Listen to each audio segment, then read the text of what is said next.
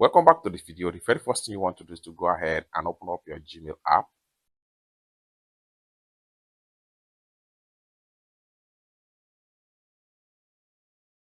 And click on your profile icon.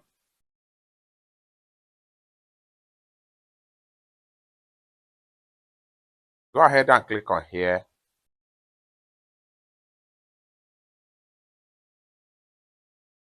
Click on clean up space.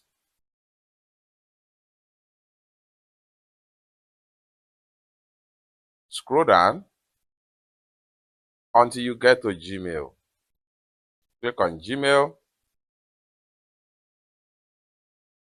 Go ahead and select spam emails.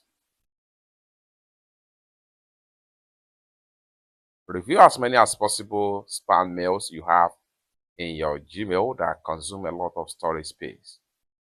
So in this tutorial, I'm going to delete all the spam mail permanently.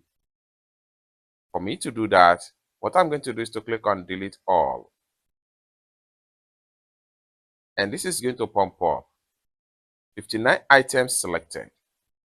Click on here. I understand that deleted item cannot be recovered. Click on permanent delete. And all spam folder will be empty.